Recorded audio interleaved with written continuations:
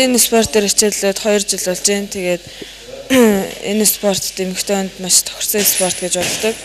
Одоо орны тамирчид энэ спортоор хичээлдэг. Тэгээд Монгол орны эмэгтэйчүүд бас энэ спортоор хичээлээсэй гэж бодож байна.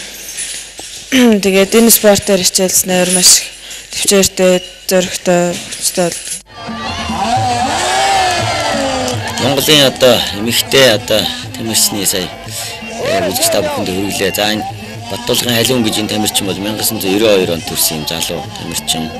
Тайланд улсад бас энэ жил бас суулгалтанд орж одоо хамгийн олон одоо тулааныг мэрэгжлийн болоо сонирхстой юм хийсэн юм тамирчин. За халиуныг анхны одоо тулаанууд сагдж байгаа шиг байна. Очоод одоо бэлтгэл хийгээд удаагүй байхдаа рингэнд гарсан. За ингээ одоо энэ бол чансаах болохын тулаан байна. Тайланд улсын тамирчинтай таартуулсан. За халуун бол энэ хүүхэнгийн бэлэттэй өрсөлдөж байгаа тамирчин. Жиан дээр ус ингээд очоод удаагүйсэн ч гэсэн техник үзүүлдэг сайн байгаа. Ойрын үед бас ингээд зуралтахад докторч болно, шидэж болно. Жаа энэ сая амжилттай болсон. Зүн баруун ер цогт аваад өрсөлдөгч яваад өглөө тэгээд за шүүгч ус гэсэн шүүгч байна дуршлагтай. Яг одоо цогт авсныг харж. За энэ бол тулааны 1-р үе. Халуун бол нийт 8 тулаан хийсэн байдгийн Тайланд ус.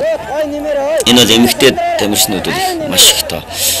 За тэгээ Монгол улсад тэрвээ бэлтгэл сургалт хийсэн. Монгол бол эмэгтэйчүүдийн төвцөх цөөхөн л дээ. За хаад гарын цогт хаа зүүн баруун гаруун за ингээд энэ 1-р тулааны 1-р үед өрсөлдөгч техникийн дамгаа байдлаар одоо болгож байгаа юм. Бичлэг хийж байгаа. За энэ бичлэг бол мэдээж бас сонирхтын камераар хийсэн. Зарим одоо зүйлс мэдээж фришэл хангахгүй ч гэсэн энийг бол спорт сонирхчтой зориулан гаргаж байгаа TM телевизийн хамт олон бас захин галгасны илэрхийлье. За энэ тулаан өрсөлдөгчл нэлээд өрсөлдөгч одоо буураа сулраад ирсэн хамт чинь.